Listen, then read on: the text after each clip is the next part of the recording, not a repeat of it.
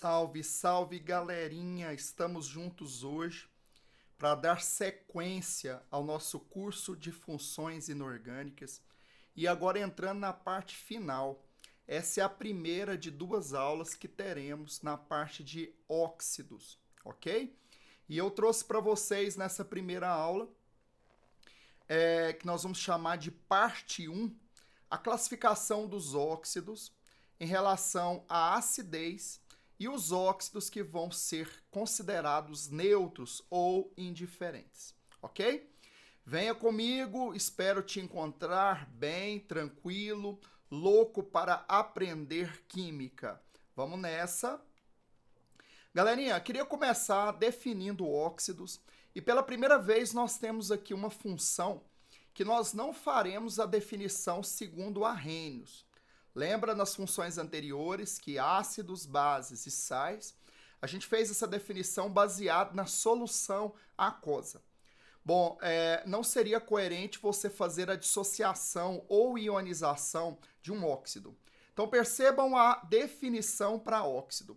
Nós temos uma substância binária em que um dos elementos necessariamente é o oxigênio, e o oxigênio nessa dupla é o elemento mais eletronegativo. Bom, pensando na fila de eletronegatividade, nós não teremos então óxido com o flúor, já que o flúor é o único elemento que superaria o oxigênio na eletronegatividade. Então vamos lá, definição de óxido, substância binária, em que o oxigênio é o elemento mais eletronegativo. Coloquei aqui alguns exemplos, né? O trióxido de enxofre, monóxido de nitrogênio, dióxido de carbono e o óxido de cálcio. O interessante que nós vamos trabalhar durante essas duas aulas é exatamente eu conseguir pegar cada uma dessas estruturas e conseguir dizer a sua classificação. Por exemplo, só para a gente começar, o trióxido de enxofre é um óxido ácido. O NO é um óxido neutro. O CO2 também é ácido. E o óxido de cálcio é um óxido de caráter básico, tá? Então, ao final dessas duas aulinhas, gostaria muito que você fosse capaz de promover essa classificação comportamental que o óxido vai manifestar. Bom, como eu já mencionei, o oxigênio não conseguirá formar óxido com flúor, porque não satisfaz a condição em que o oxigênio tem que ser o mais eletronegativo. Existem as estruturas OF2 e O2F2, e essas estruturas, apesar de existirem e ter estabilidade, não são classificadas como óxidos, são chamados de fluoretos de oxigênio. O difluoreto de oxigênio e o difluoreto de dioxigênio. Uma curiosidade interessante, o oxigênio é um dos elementos que consegue se combinar praticamente com todos os elementos naturais que nós temos na tabela periódica, tá? Então nós estamos falando de uma diversidade muito grande de substâncias químicas, ok? Bom, galera, queria te apresentar também uma nomenclatura geral que vai valer para todos os óxidos, apesar de, durante o nosso curso, você perceber que, em casos específicos, nós teremos outras possibilidades de nomenclatura. Bom, a regra geral ela é bem simples. Você vai usar um prefixo de repetição junto com a palavra óxido. Tudo bem? O prefixo de repetição? Mono, di, tri, tetra e assim por diante, tá? Aí você vai colocar a preposição de e, mais uma vez, vai usar um prefixo de repetição somado ao nome do elemento químico que forma o óxido. Por exemplo, dióxido de carbono. Perceba que eu não falei monocarbono. Por quê? O termo mono, quando ele precede o nome do elemento, ele não será utilizado. Para falar a verdade, nós temos aqui esse mono como optativo. Todas as vezes que temos optativo em química, a gente não usa, tá? Então vamos lá. Nós vamos usar um prefixo de repetição, seguido da palavra óxido, de, prefixo de repetição, seguido do nome do elemento. Lembrando que quando o elemento estiver único, com índice 1, esse mono vai ser optativo e nós não vamos empregar. Essa é a regrinha geral que nós temos para os óxidos, ok? Vamos aplicar isso em exemplos. Bom, vamos lá. Exemplo 1. NO2. Nós temos aqui o dióxido de nitrogênio. Ok? Bom, Cl2O7. Ept, né, que seria o prefixo de repetição para 7 oxigênios, né? Então, epitóxido de dicloro. Ok? Lembrando que no primeiro caso eu não coloquei mononitrogênio, como a gente combinou, né? Nós vamos excluir esse prefixo quando é mono, precedendo o elemento. Mas já no segundo caso nós tivemos que mencionar dicloro, ok? Bom, CO, monóxido de carbono. O mono não é optativo quando ele precede a palavra óxido. Trióxido de enxofre. Mais um. Tetróxido de triferro. Tetróxido de triferro. Gente, então a regrinha de nomenclatura para os óxidos, ela é bem simples, né? E deve ser utilizado, então, esses prefixos de repetição antes da palavra óxido e antes do elemento químico que compõe o nosso óxido, ok? Essa é a nossa regrinha geral. Último exemplo, pentóxido de difósforo. Pentóxido de difósforo. Bom, galera, de uma forma generalizada, também gostaria de te apresentar como os óxidos são classificados. Os óxidos poderão ser classificados em ácidos, básicos, neutros, anfóteros, duplos, peróxidos e superóxidos. Gostaria muito que você focasse na questão comportamental e, nesse caso, nós temos 4 classificações. Um óxido pode se comportar como ácido, ok? Como base, como os dois, que é o anfótero, ou como nenhum, que é o neutro. Óxidos duplos, peróxidos e superóxidos, é uma classificação estrutural, que nós vamos aprender aí na aula que eu chamei de parte 2, ok? Hoje nós vamos então dar início a essa classificação com bastante cuidado, com bastante critério, e eu gostaria que você saísse desse primeiro encontro sabendo classificar os óxidos ácidos e neutros, ok? Bom, gente, uma sugestão que eu deixo nesse momento é nós dividirmos os óxidos em 2 grandes grupos. Os óxidos moleculares, que são aqueles óxidos não metálicos, e os óxidos que têm a conformatação metálica, ou seja, que o elemento químico é o metal, que tem uma tendência a formar óxidos iônicos. Tudo bem que os óxidos moleculares são aqueles que têm a ligação covalente. Então tá aí, os óxidos moleculares, eles serão classificados em 2 grupos. Os óxidos ácidos e, já adiantando para vocês, os óxidos neutros, ok? Então, o óxido em que prevalece a ligação covalente, ele vai formar compostos moleculares e, obviamente, quando você pensa em compostos moleculares, nós lembramos dos ácidos, ok? Então, os óxidos moleculares, eles têm tendência a formar óxidos ácidos, com exceção de poucos óxidos que terão caráter neutro, ok? Então, vamos lá. O que é um óxido ácido, que também gosta de ser chamado de anidrido? São óxidos que reagem com a água para formar ácidos, ou reagem com base para formar sal e água. Então, a parte reacional dos óxidos ácidos fica assim. Se ele cair na água, ele se converte num ácido correspondente. Por isso o termo anidrido. O anidrido significa sem água, né? Então, um ácido, ao sofrer desidratação total, ele voltaria a ser o óxido correspondente, ou anidrido.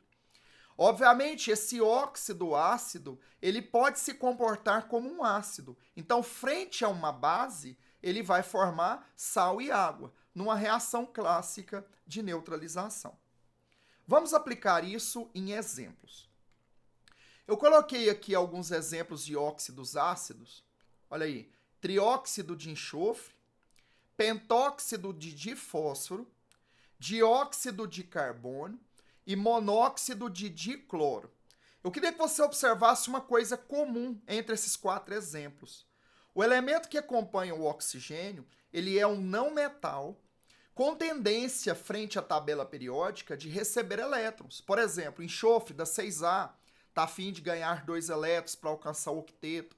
Fósforo 5A, tendência de receber 3 elétrons para alcançar o octeto, e assim por diante. Então, nós temos aqui 4 óxidos de caráter molecular, em que a ligação covalente é a maneira pela qual você montaria a estrutura desses óxidos, ok? Vai, tomando como exemplo o CO2, né? Como é que seria se o CO2 entrasse em contato com a água? Nós teríamos a formação do ácido carbônico, ok?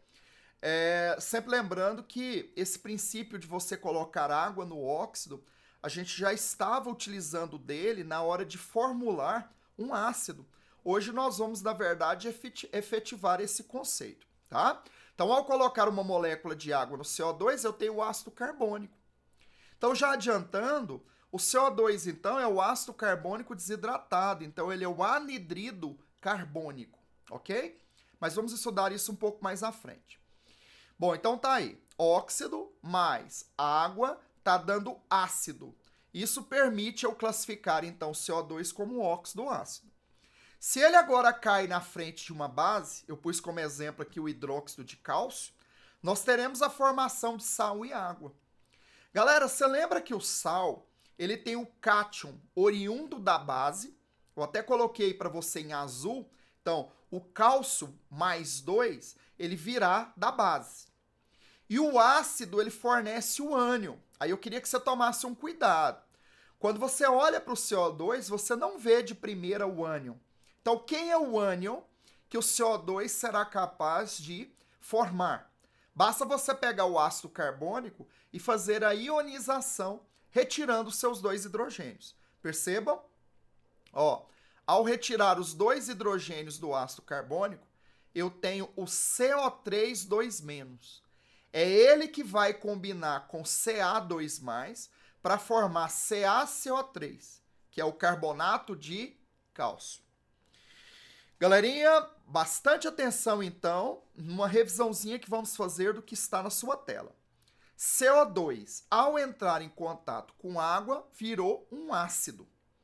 Ácido esse que fornece qual ânion? O CO3, 2-. Esse CO2, então, ao entrar em contato com a base, vai formar um sal. E qual é o ânion que esse sal tem que manifestar? O mesmo ânion que o ácido formou, CO3, 2-. Então, CO2 mais hidróxido de cálcio está formando carbonato de cálcio mais água. Ca2+ vindo da base e CO3, 2- vindo do ácido. Não é um conceito muito simplesinho, por isso gostaria de fazer mais um exemplo. Vamos lá. trióxido de enxofre. O que acontece se ele molhar? Forma H2SO4, então ele forma o ácido sulfúrico. Logo, SO3 tem que ser classificado como um óxido ácido, ok? Bom, se eu colocar ele na frente do NaOH, hidróxido de sódio, a base vai fornecer o cátion, Na+, ok? Já o ânion, ele tem que ser derivado do ácido sulfúrico. Ao ionizar, tirando os dois hidrogênios do ácido sulfúrico, eu tenho como ânion SO4 2-. Ao combinar Na+, com SO4 2-, nós teremos a formação do sal Na2SO4, que é o sulfato de sódio. Ok? Essas reações envolvendo óxidos, elas são bastante comuns nas provas de vestibular, principalmente. Ok? Bom, então agora nós já sabemos o que é um óxido ácido. Óxido esse que, ao entrar em contato com a água, se converte no ácido correspondente. Ao entrar em contato com a base, ele comporta-se como ácido, formando sal e formando água. Sempre legal lembrar que quando você for hidratar um óxido, para formar o ácido correspondente, você deverá respeitar aquela regrinha de número de moléculas de água a ser colocado que nós trabalhamos lá na parte de ácidos. Vamos lembrar? O boro e a família 5A, exceto o nitrogênio, 3 águas. O silício eu vou colocar 2 águas. Todos os demais eu coloco uma única molécula de água. Indo à frente, galerinha, eu queria te mostrar uma outra possibilidade de nomenclatura que somente os óxidos ácidos terão. Você usar a palavrinha anidrido mais o nome do ácido que aquele óxido vai formar. Repetindo, você usa a palavra anidrido somado ao nome do ácido que aquele óxido será capaz de formar ao ser hidratado, ok? Vamos fazer alguns exemplos para isso ficar bem claro. Ó, CO2, quando eu pus na água, virou o ácido carbônico. Logo, o CO2 pode ser chamado também de anidrido carbônico. Você vai trocar a palavra ácido pela palavra anidrido, quando, obviamente, você estiver fazendo menção ao óxido. Volto a insistir, essa nomenclatura só faz sentido se o óxido for de caráter ácido. SO2 mais água dá H2SO3. O H2SO3 é o ácido sulfuroso. Se você calcular o NOx aí, você vai ter o NOx mais 4 para alguém que é da família 6A. Mais 4 para 6A eu uso o oso. Se ele é o ácido sulfuroso, o SO2 então é o anidrido sulfuroso. Então você teria a opção de usar dióxido de carbono ou anidrido carbônico, dióxido de enxofre ou anidrido sulfuroso. Bacana? Essa é uma possibilidade de nomenclatura que nós temos para óxidos ácidos. Um exemplo que nós estamos colocando o número de moléculas de água, seguindo ao padrão que aprendemos. Família 5A, exceto o nitrogênio, eu tenho que pôr 3 águas. Ao acrescentar 3 águas no P2O5, eu vou ter H6P2O8, que ao ser simplificado me dá o H3PO4. H3PO4 é o ácido fosfórico. Então, P2O5 é o anidrido fosfórico. Simples e tranquilo. Essa é uma possibilidade de nomenclatura que nós temos a mais para os óxidos de caráter ácido.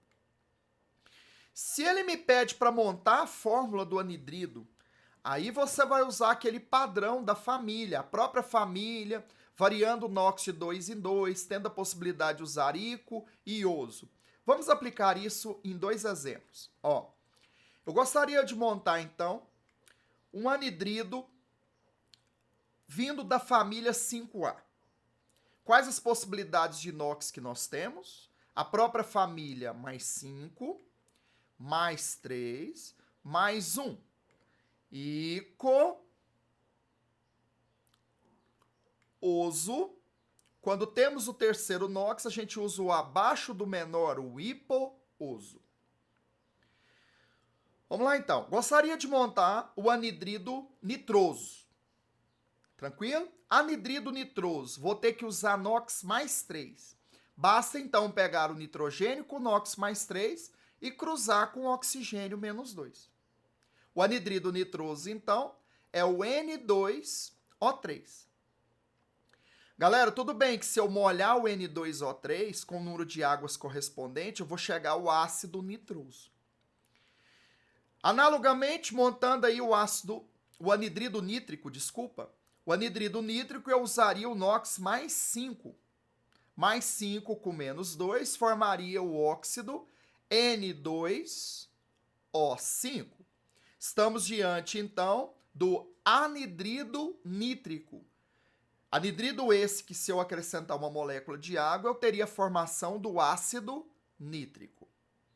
Perfeito, tranquilo. A mesma regrinha para a formulação dos ácidos, você continua utilizando para a formulação dos óxidos, que darão origem a esses ácidos.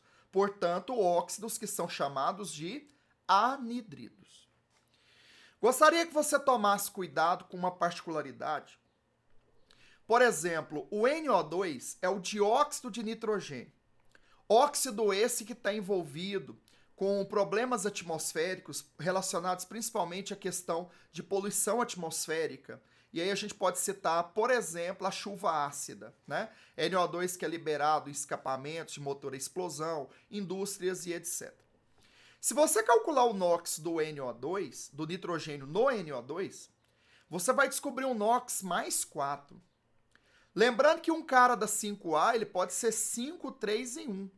Então, o NOx mais 4, ele seria um NOx anômalo para essa família. Bom, a princípio, o NO2, nós sabemos que é um composto molecular, então ele tem uma tendência a ser um óxido ácido. No entanto, olha o detalhe que eu gostaria de te mostrar.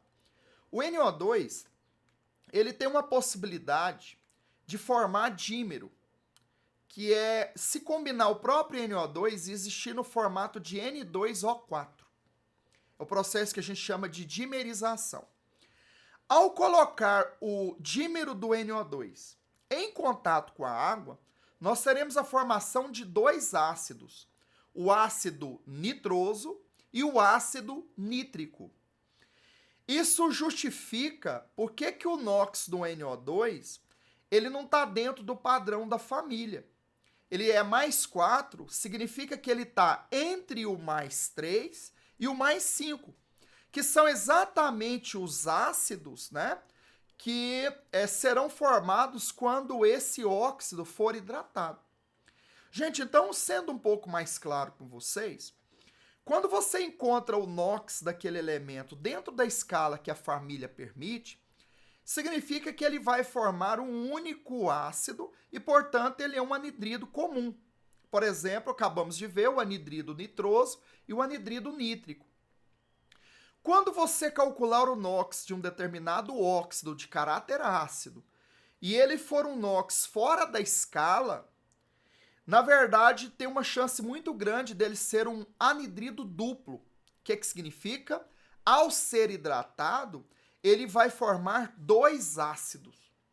Então, por exemplo, o NO2, eu vou dizer que ele é um anidrido nítrico nitroso. Não teria necessidade de aparecer na nomenclatura o termo duplo, porque já fica subentendido quando você fala anidrido nítrico nitroso, que ele vai formar dois ácidos. Portanto, o NO2 ele é considerado um anidrido duplo, enquanto classificação. Ok? Galerinha, volto então a insistir com os detalhes. Não é um assunto muito simples. Primeiro, eu percebi que ele é duplo pelo fato de formar dois ácidos. Como pela estrutura, já desconfiar que ele é um anidrido duplo, ao calcular o NOx do elemento e perceber que ele é um NOx fora da escala padrão de sua família. E, obviamente, ele vai formar os ácidos com os NOx antecessor e posterior ao NOx que você encontrou. Então, por exemplo, se o NOx do nitrogênio NO2 é mais 4, ele fica entre o mais 3, que é o NOx encontrado no ácido nitroso, e o mais 5, que é o óxido, o NOx encontrado no ácido nítrico. Eu deixei aqui mais 2 exemplos, depois para você dar uma olhadinha, o ClO3 e o ClO2. Observe que na família 7A, as possibilidades de NOx que nós temos é 7, 5, 3 e 1. E na hora de você fazer a reação desses anidridos duplos, não esqueça de duplicar o óxido. Ele reage no formato dimerizado. Então, na hora de fazer a hidratação, por exemplo, do ClO3, você primeiro multiplica ele por 2 para depois somar a água, ok? Então tá aí, eu queria que você tomasse bastante cuidado com essa questão do anidrido duplo. O anidrido duplo mais famoso que nós temos é o NO2, porque ele está envolvido nessas questões atmosféricas, principalmente a questão da chuva ácida, ok? Bom, galerinha, um outro cuidado que eu gostaria de chamar a atenção para a gente fechar esse primeiro encontro, e já reincidente nas nossas aulas, é a participação do manganês e do cromo, que são metais de transição, mas que têm a possibilidade de manifestar acidez com determinados NOx. O manganês é da 7B, vimos isso nas nossas aulinhas de ácido e de sais, e ele pode manifestar o NOx 7, 6, 3 e 2. Perceba que não é uma variação padrão como são dos elementos do grupo A. Nós usaríamos como sufixo perico, ico, oso e hipouso. O detalhe que nós já vimos é que o NOx 3 e o NOx 2 eles não manifestam estruturas que formarão ácidos. Hoje dá para entender um pouco melhor isso. O NOx mais 3 e mais 2 do oxigênio combinado com o manganês não dá caráter molecular. O caráter molecular será assumido com o NOx mais 7 mais 6. Então nós temos aqui o manganês com NOx mais 7 mais 6 tendo a possibilidade de formar anidridos. Então vamos lá? O mais 7, combinando com oxigênio menos 2, formaria Mn2O7, que é o anidrido permangânico, que ao ser adicionado água, formará o ácido permangânico. Já o mais 6 formaria Mn2O6, que ao simplificar, me dá o MnO3, que é o anidrido mangânico. Se você somar uma água, nós teremos aqui o ácido mangânico. Apareceu aqui cuidado porque ao olhar para um óxido formado por metal, você tenderia a pensar numa estrutura de caráter iônico e não de caráter molecular. Mas nós temos que lembrar dessa particularidade que acontece com o manganês e acontece também com o cromo. Vamos lembrar o cromo? Cromo é da 6B, pode ser mais 6, mais 3 e mais 2. As possibilidades de sufixo ico, oso e hipouso, e de forma muito análoga ao que aconteceu com o manganês, ele não vai manifestar caráter molecular para o NOx 3 e para o NOx 2. Caráter molecular, então, para o cromo é só com o NOx mais 6. Portanto, o único anidrido possível com o cromo seria o CrO3, já com a devida simplificação, formando o anidrido crômico. Se eu acrescentar uma molécula de água, nós teremos então a formação do ácido crômico. Então, manganês e cromo são os metais de transição, ou seja, os metais do grupo B, que vale a pena nós sabermos que eles manifestarão a possibilidade de formar óxidos de caráter molecular, portanto, óxidos de caráter ácido. Para finalizar esse momento, gente, gostaria de te apresentar o que são os óxidos neutros, também conhecidos como óxidos indiferentes. São óxidos que não reagem com a água, não reagem com ácido e nem com base. É um óxido que na frente da água não manifesta nem acidez nem basicidade. e também não manifesta acidez e basicidade quando confrontado com um ácido e uma base. Perceba que agora eu não estou colocando exemplos, eu estou dizendo quais são os óxidos neutros. Nós temos apenas 3 exemplares dentro desse grupo de substâncias. Portanto, nós vamos decorá-los. São eles: o monóxido de carbono, o monóxido de dinitrogênio e o monóxido de nitrogênio. Gostaria de bastante atenção para essas 3 substâncias. Por quê? Se eu decorar esses 3 óxidos, todos os demais óxidos que têm caráter molecular serão previamente classificados como ácidos. Repetindo, nós vamos dividir os óxidos em 2 grandes grupos, os moleculares ou não metálicos e os metálicos. Os moleculares e não metálicos, eu vou excluir esses 3, o CO, o N2O e o NO. Todos os demais óxidos moleculares, eles serão classificados, então, como óxidos ácidos ou anidridos, como vimos nessa aula. Chama atenção para mais uma coisa que você vai precisar tomar bastante cuidado. O NO e N2O, eles são conhecidos pela nomenclatura óxido nítrico, para o NO, e óxido nitroso. A gente tem que tomar bastante cuidado com isso, porque se eu tiver ali numa questão de forma inocente e ele me perguntar quem é o óxido nítrico, a gente tende a pensar numa estrutura que formaria o ácido nítrico.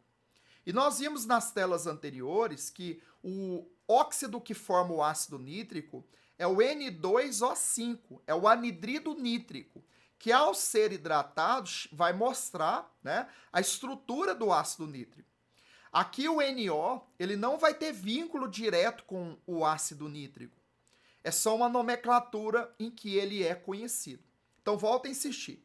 NO não reage com água. Portanto, ele não vai formar o ácido nítrico ao ser hidratado.